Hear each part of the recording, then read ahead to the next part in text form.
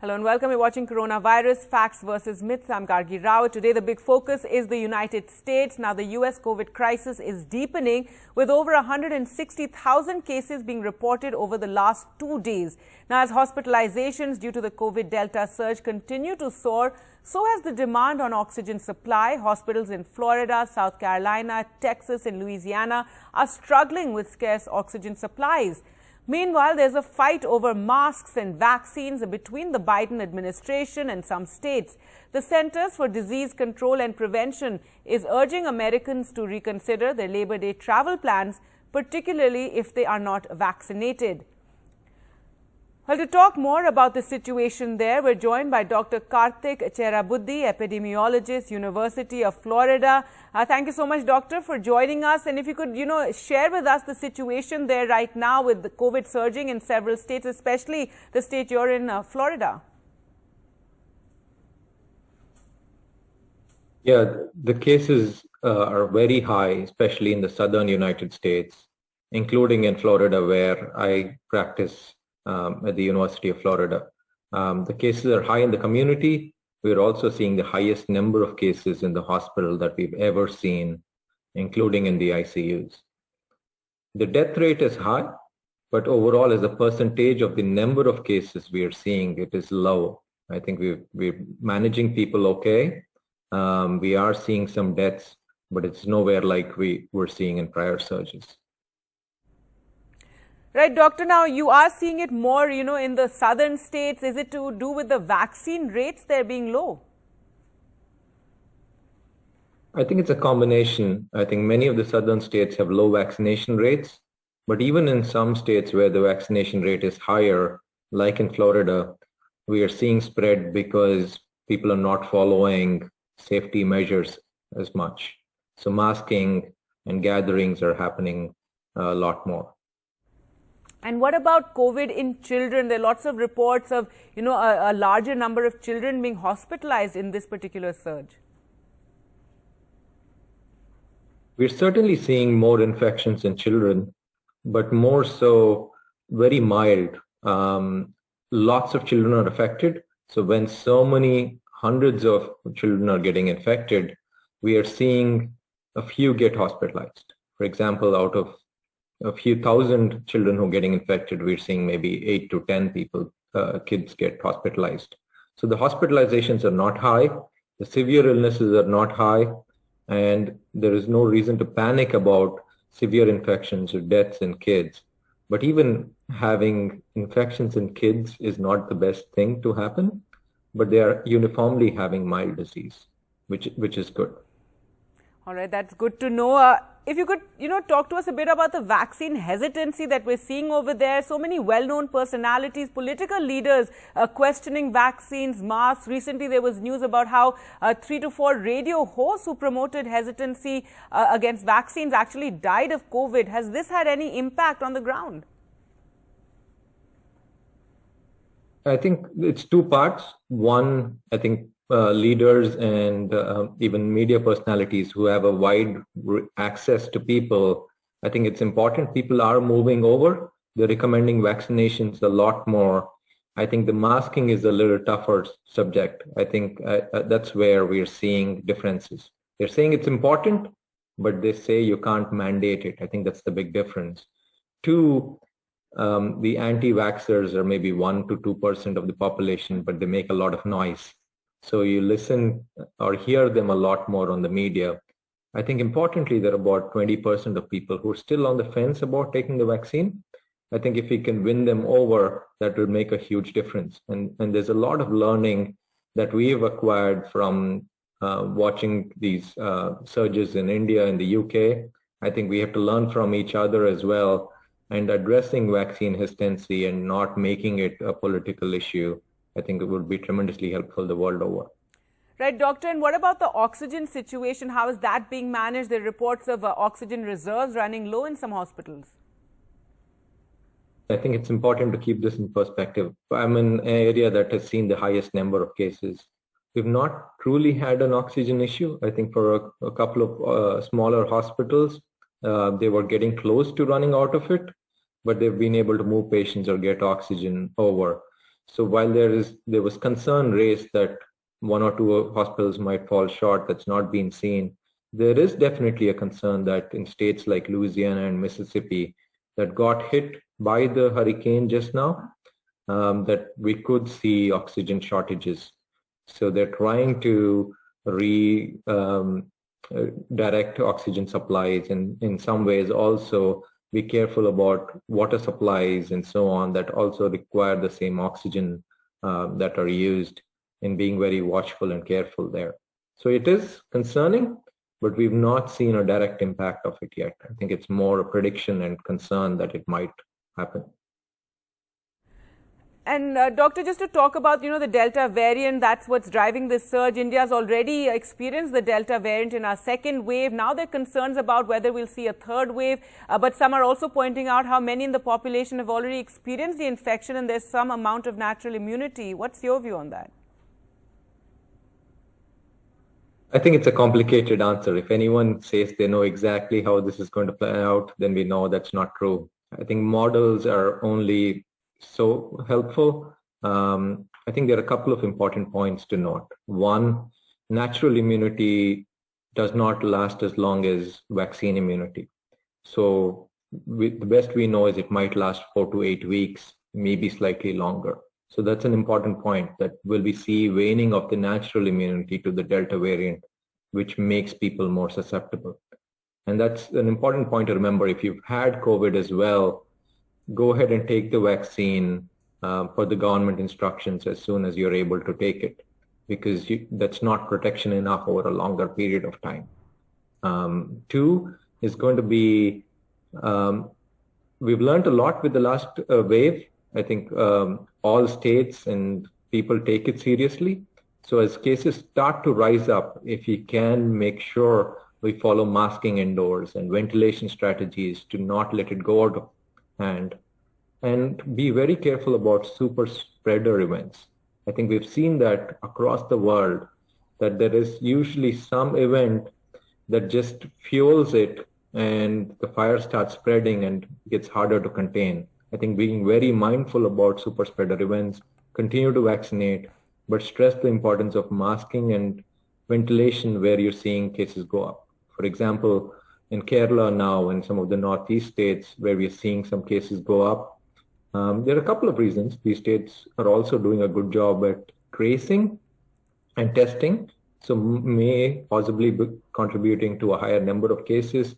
But I think to be watchful and mask and use these other strategies as well is going to be very important. All right. Thank you so much, Dr. Kartik, for speaking to us here on the show. Well, speaking of Kerala, let's focus now on India's numbers. And Kerala, India's daily COVID numbers jumped by 12% today as the country reported 47,092 new infections. The biggest single-day rise in 2 months. 509 deaths were also recorded. Now, Kerala contributed 32,803 cases, or nearly 70% of these new cases and a third of the deaths. Sources in the health ministry say the centre has stressed on a smart and strategic lockdown to curb the daily surge, and how Kerala has not been following the centre's advice while reporting the highest daily cases in the country. Officials insist that, adding that neighbouring states are feeling the impact now. Well, to talk more about this, we're joined by Dr. Sulfi Nuhu, State President-elect, IMA Kerala. Doctor, what would your response be to what sources in the health ministry have told NDTV regarding how Kerala is not following the advice, how there has to be a strategic and, smart lockdown in some places? See, we cannot go straight into a lockdown at the moment. The national government is definitely giving some directions, a few directives regarding the COVID management. But I think the Kerala government is modifying a little bit according to the local situation. So we cannot go to a total lockdown anyway. But we are keeping some restrictions in some areas according to the case rates. I think more or less we are doing good at the moment, because since even though we are having around 30,000 plus cases, the total number of hospital admissions are still less. It's just around 2,500 to 3,000 per day. and even the ICU admissions are not very high. I think this may be just right, doctor. But the fear is, whether this will then impact other states. The centre saying that neighbouring states are feeling the effect already. Karnataka has said that people coming from Kerala will have to quarantine there. Yeah, definitely. That's a concern. That's a genuine concern of the neighboring states. But we can assure you that the total number of cases may go up in the coming 2-3 days and maybe up to a week. We have to understand that even after the Onam relaxation, the cases are not jumping up. There is no exponential growth as expected. It's just we were expecting around 60,000, 70,000.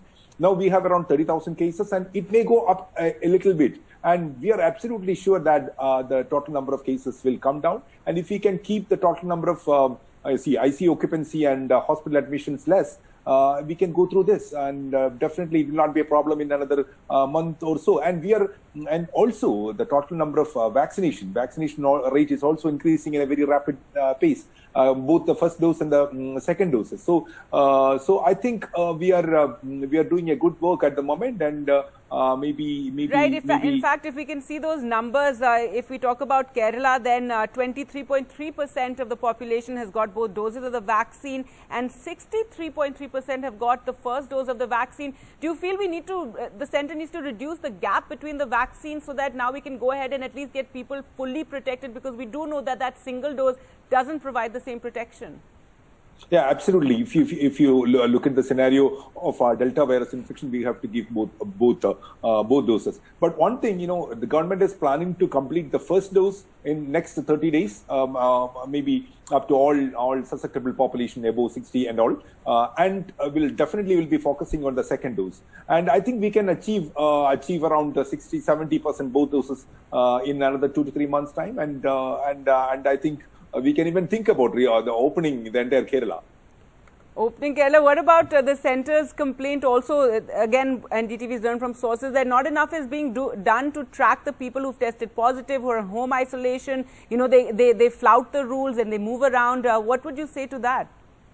Yeah, definitely. There are some lacunae in that. Definitely the tracing and definitely the tracing and home isolation, all those things, even the institutional isolation, all those things. It's not up to the mark for the last, especially in the second wave, definitely.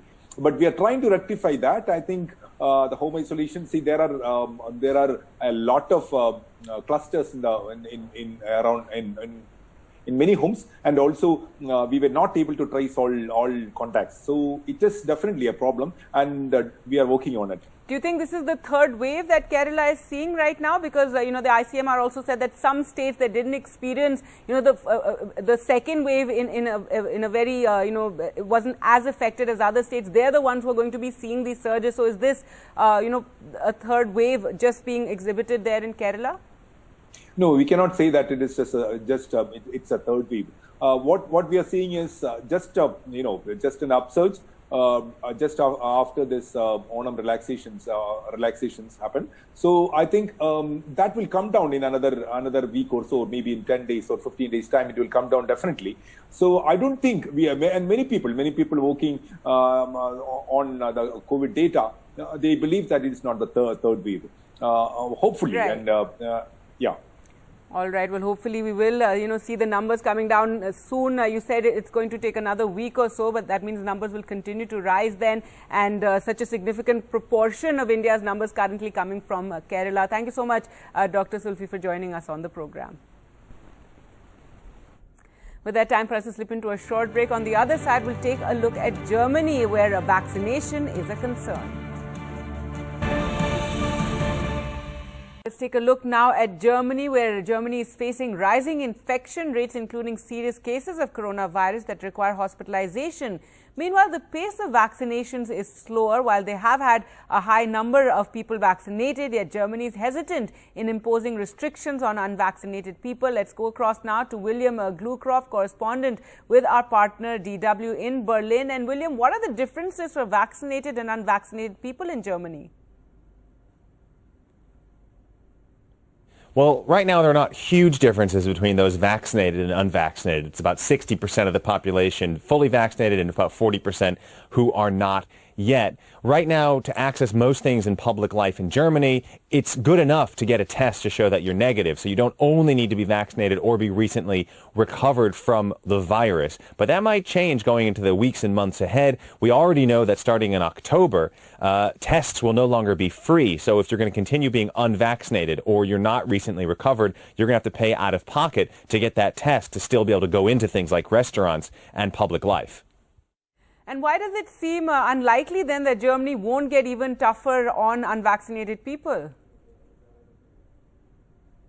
Well, of course, data privacy and health data is very, very important here in Germany. It's some of the most sensitive personal data you can have, and people are very careful about who knows what about people's health status. And that's part of the pressure to protect people who are unvaccinated from having to tell people about their health status. Now, there's already been a proposal to force people to be vaccinated or get tests or be recently recovered, to have proof of that, just to ride a train or get on an airplane in Germany.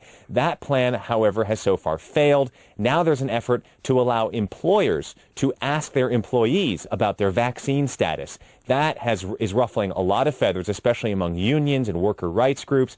But most or many German officials are saying it is possible. Although there, again, is strong protections of data privacy when it comes to health data, there are legal ways to essentially force employees to tell their employers if they are vaccinated or not. And that's currently the debate, just how much offices and workers will have to tell people about their vaccine status to be able to go to work. All right. Thank you so much, William, for joining us from Berlin.